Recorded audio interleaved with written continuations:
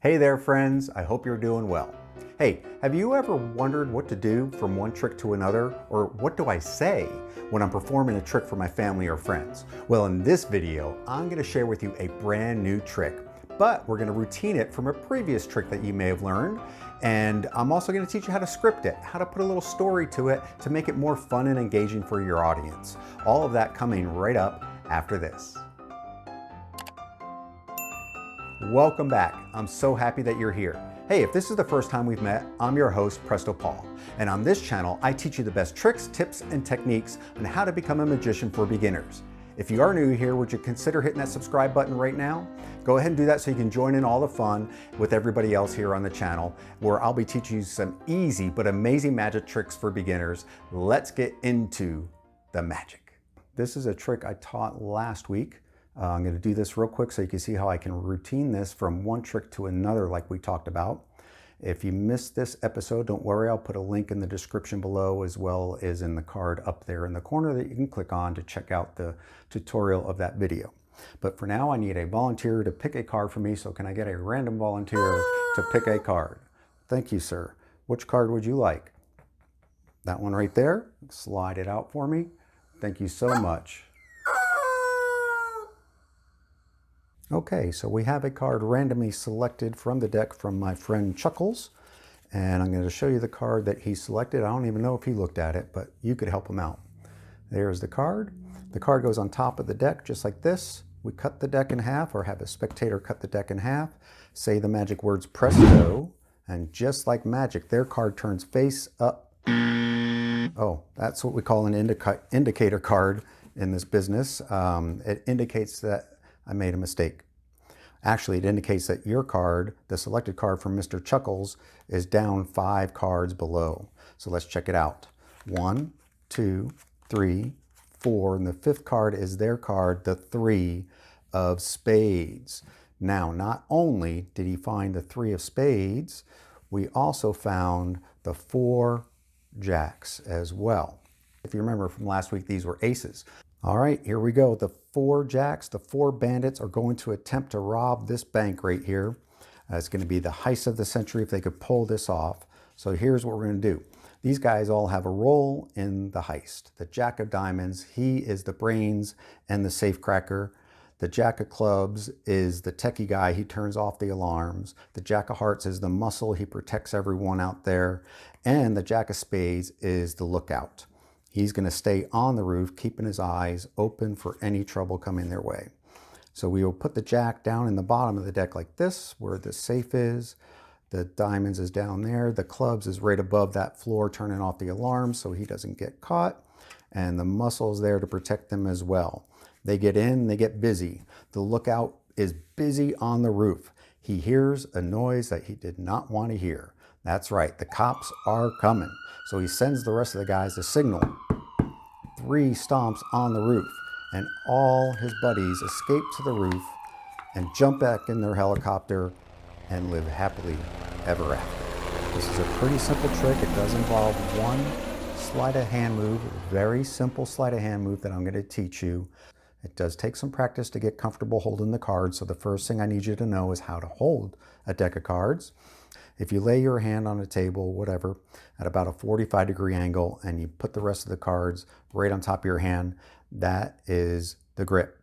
You can have your index finger on this corner over here, or if you prefer, you can have your index right on the opposite corner of your middle finger there. The one secret that you're going to have to learn is called a break. So when you talk about the deck of cards being the bank, you need to get a break under 3 cards. Doesn't matter what they are. They're what we call indifferent cards. So the easiest way to do this is just spread through the cards as you're talking about the bank. And as you gather the cards back, you're going to close the deck, but you're going to keep a break right there under those top 3 cards. You hold them with your fingertips right at the tip, keeping that break right there. The 4 bandits are going to go on top of that break like this. So the other grip you're going to learn is you're going to use your thumb in the back here, and you're going to grab that gap right there, and you're going to lift off all 7 cards. I'll show you what that looks like. So this is the grip. It's kind of like a C right here with your thumb on the end. Your index finger rides on the top in the center, and your other two fingers hold the end. So what you're holding here are the 4 jacks plus the 3 indifferent cards that we randomly picked on the top there. It doesn't matter what those are. So when you have those in your hand, you're going to hold them like this, and then you're going to peel the cards off one at a time using your thumb. You're going to peel that off, and when it's about halfway, you're going to lever the cards with this little packet here. Pull off the next one, lever it and drop it. Pull off the next one, lever it and drop it. Now you still have the other 3 cards hidden underneath this jack while you're holding that grip. This is only going to happen for a second, so don't panic about this. You just place that on top. Now, there's 2 different ways you can leave the jack to do in the performance. I did it like this, where I held onto it and put what they think is the jacks down inside the deck, or you can just place him on the table if you're more comfortable with that. At the end, you'll just put him back on. So here's what we're going to do. The top 3 cards they think are the jacks are not really the jacks, are going to go down inside the bank.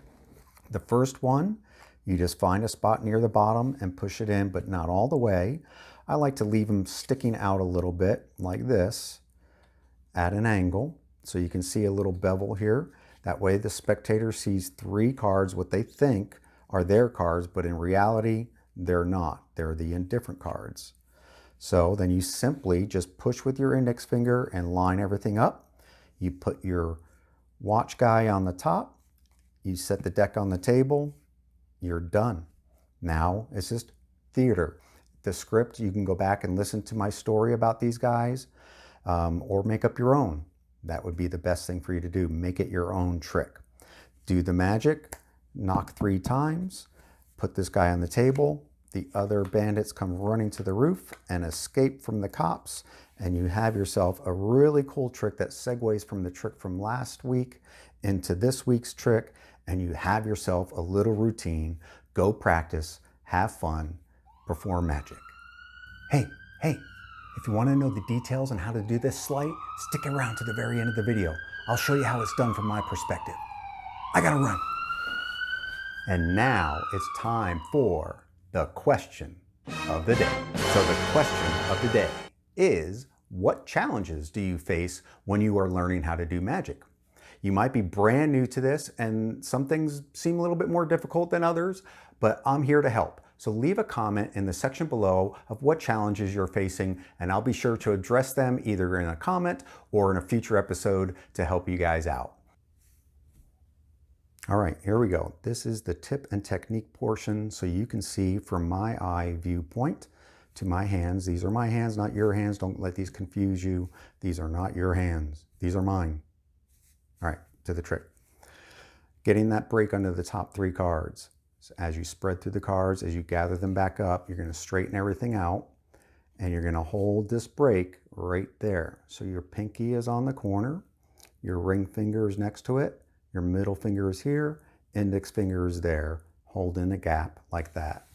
You gather your jacks and place them on top of those 3 cards with the gap. So you're going to be taking all 7 cards off as a block of cards. So you have your jacks and your 3 indifferent cards underneath the jacks.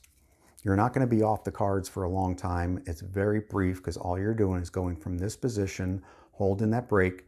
You place your thumb at the back of the break, index finger on top, other 2 fingers in the front, and you lift them all up for just a second and move them over this far.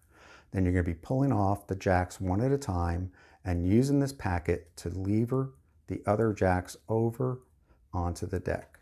Now when you're down to your last jack, you still have your 3 indifferent cards underneath that jack. All you're going to do is just place those 3 cards with the jack on top of the deck. So now you have placed 3 indifferent cards on top of the deck. The other 3 jacks are right below them. So when they think you're putting their cards, the jacks, down here, you're just going to put them in, like I said before, take them off. These are the indifferent cards. The jacks are down below the top there.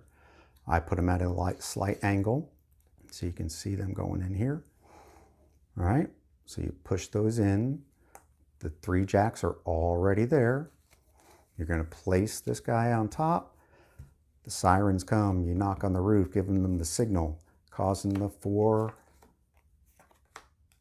bandits to rise to the roof and escape safe and sound.